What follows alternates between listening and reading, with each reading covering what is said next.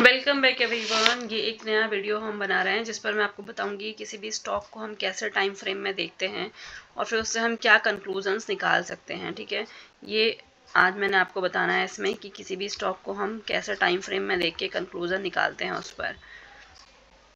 एक सेकेंड।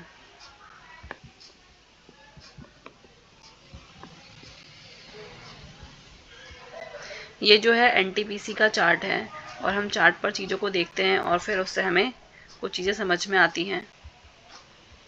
देखो, अगर आज की बात करें तो ये 334 पे कहीं पर है। ठीक है, अब इसको देखकर आप कैसे अंदाजा लगाएंगे कि आपको इसमें इन्वेस्ट करना है नहीं करना। तो आपको अगर इन्वेस्टमेंट करनी है तो आप इसे बड़े टाइम फ्रेम पर देखें, यह भी 1 मिनट पर है। आप एटलीस्ट इसको 1 वीक के टाइम फ्रेम पर देखें।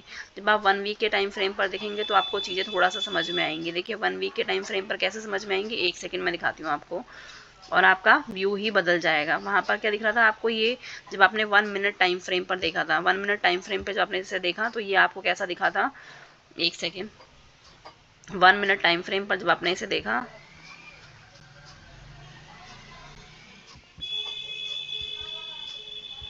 तो ये कुछ इस तरह का था, आपको बढ़ता हुआ ये शेयर आपको नज़र आ रहा था। लेकिन जब आप वहीं पर इसे बड़े टाइम फ्रेम में देखेंगे तो आपकी जो थिंकिंग है वो बदल जाएगी। ये देखिए 1 मिनट क्या दिखा रहा था कि ये जो शेयर है ये बढ़ रहा है ना। ये आपको, अगर मान लो आप ऐसा डिफरेंट टाइम फ्रेम पर नहीं देखोगे तो यहाँ से आप क्या लगाओगे कि यहाँ से ये शेयर बढ़ते बढ़ते यहाँ तक पहुँचा है। ये 1 मिनट आपको दिखा रहा है और 1 मिनट के बेसिस पे क्या दिखता है आपको कि ये बढ़ रहा है। तो 1 मिनट से तो आप कंफ्यूज हो जाओगे, आप इन्वेस्ट करोगे तो आपको पता नहीं चलेगा। ये 1 मिनट कुछ ऐसा दिखा रहा था कि अप ट्रेंड में है। तो हमें इन्वेस्ट करना है तो हमें कहाँ जाना चाहिए, हमें जाना चाहिए, बेशक आप 1 डे को भी एक बार देख सकते हो कि 1 डे पे किस तरह ये काम कर रहा है।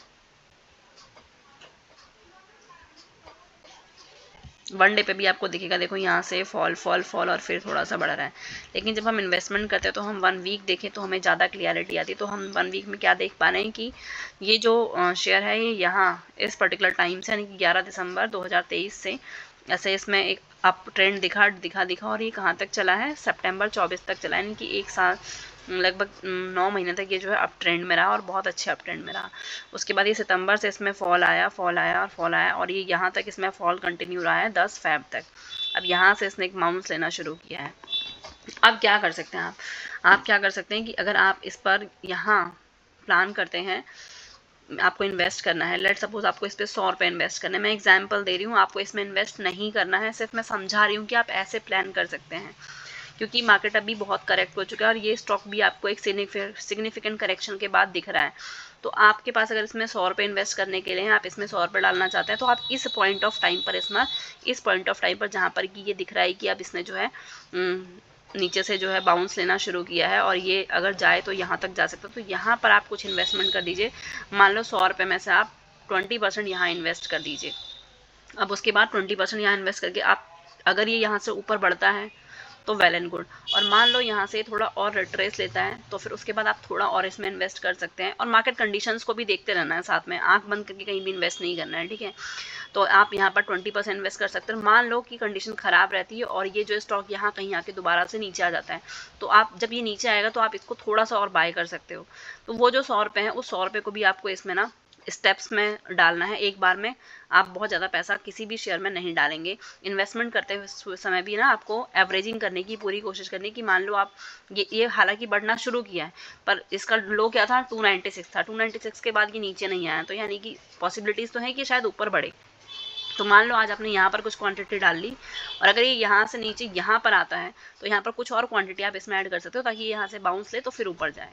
तो ऐसे आपकी कॉस्ट एवरेजिंग हो जाएगी और आपका जो पोर्टफोलियो है वो थोड़ा सा जल्दी से आपको ग्रीन में आता हुआ नजर आएगा। मैं नहीं कह रही कि ये सीधा ऊपर ही बढ़ेगा, हो सकता है थोड़ा और नीचे आ जाए, हो सकता है 294 के लो को भी तोड़ने लगे।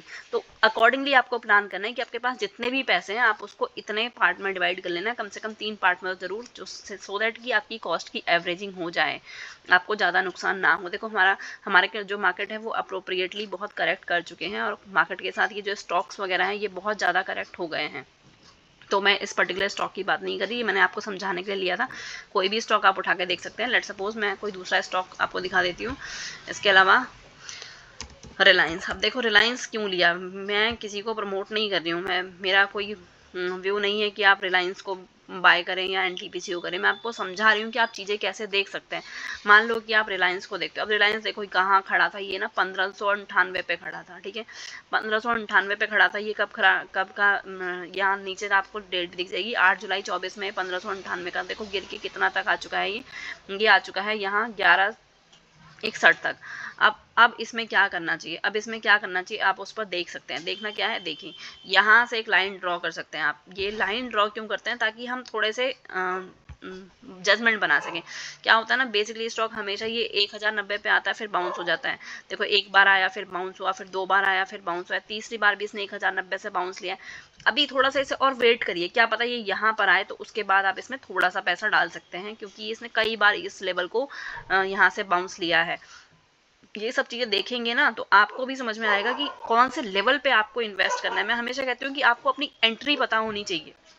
अब एंट्री पता होने के बाद लेट सपोज, फिर मैं कहूँगी, रिपीट करूँगी कि मेरे कहने से यहाँ बाय मत करिए, दिमाग लगाइए अपना कि मैंने क्यों कहा यहाँ बाय करिए। देखिए कितनी बार इसने इस लेवल को टच किया है और फिर यहाँ से एक बाइंग आई है, यहाँ से एक बाइंग आई है, यहाँ से एक बाइंग आई है। बाइंग जहाँ से आ रही है, आप एक इन्वेस्टर है तो आपको वहाँ से फायदा हो सकता है। अब जब ये लेवल यहाँ टच करेगा, इस लेवल पे आता है जिस पे ये ग्रीन लाइन मैंने डाल दी है 1100 का लेवल या 1101 या 1094 का जो लेवल है, इस लेवल पे आप इसमें थोड़ा सा पैसा डालिए। अगर मान लो वेल एंड गुड आपने थोड़ा सा पैसा डाला, ये थोड़ा ऊपर बढ़ने लगता है तो आपको उस पर फिर बेनिफिट होता हुआ दिखेगा। अब मान लो कि ये हो सकता है नीचे आ जाए, और है ना, इसको अगर मान लो ये थोड़ा सा क्या हो जाता है, नीचे आ जाता है थोड़ा, और इसको जूम कर लेते हैं, मान लो यहाँ तक और आ जाता है और आपने यहीं पे सारा पैसा डाल दिया, मान लो आपको 100 रुपये डालने, 100 रुपये आपने यहीं पर डाल दी, मान लो ये और नीचे आ गया करेक्ट करके, ये क्या है, ये 21 वाले, हालांकि 21 वाले लेवल पर नहीं जाएगा, फिर भी एक सेफ साइड हम कह लेते हैं कि यहाँ तक आ गया, जब जहाँ ये 21 पे था 998 पे, तो अपना यहाँ पर अपना 20% पैसा या 30% पैसा ही डालिए। अब मान लीजिए दोबारा टेस्ट करते हुए नीचे यहाँ तक आ जाता है तो यहाँ पर अपना फिर पैसा आप डाल सकते हैं, फिर यहाँ पर डाल सकते हैं। तो आप अपने पैसे को ना थोड़ा थोड़ा करके डालिए, सो दैट कि जब ये, ऐसा नहीं है कि इकोनॉमी हमेशा डाउनफॉल में रहेगी, ये कहना गलत है। इकोनॉमी जब भी मार्केट करेक्ट करते हैं तो उसके बाद बाउंस भी आता है। तो जब भी आप इन्वेस्टमेंट करें तो जहां भी आपको दिख रहा है कि सपोर्ट ले रहा है तो उस सपोर्ट पे थोड़ा सा पैसा अपना डालिए, और उसके बाद अगर मान लो सपोर्ट को तोड़ के नीचे आ जाता है तो नेक्स्ट सपोर्ट जहाँ पर है वहाँ पर थोड़ा सा पैसा आप डाल सकते हैं। मान लो उसको भी तोड़ के नीचे आता है तो उसके बाद जो थोड़ा सा पैसा बचा उसको डाल सकते हैं, लेकिन एक ही जगह पे ज़्यादा पैसा आप एक बार में मत डालिए। और इन्वेस्टमेंट करने से पहले अपना दिमाग चालू रखिए, खोल कर देखिए उस दिमाग को कि आप उसमें कितना रिस्क ले सकते हैं। किसी भी एक शेयर में बहुत ज़्यादा पैसा, किसी भी एक सेक्टर में बहुत ज़्यादा पैसा नहीं लगाइए। आई होप कि आपको वीडियो समझ में आया होगा। हालांकि इसके बाद अगर आपको ये समझ में आया है तो मुझे बताइए, मैं ना फिर इसमें और भी कुछ चीज़ें एनालिसिस करने की होती है वो मैं आपको नेक्स्ट वीडियो में कंटिन्यू करूँगी। वीडियो अगर अच्छा लगा हो तो लाइक शेयर सब्सक्राइब ज़रूर से कर दीजिएगा।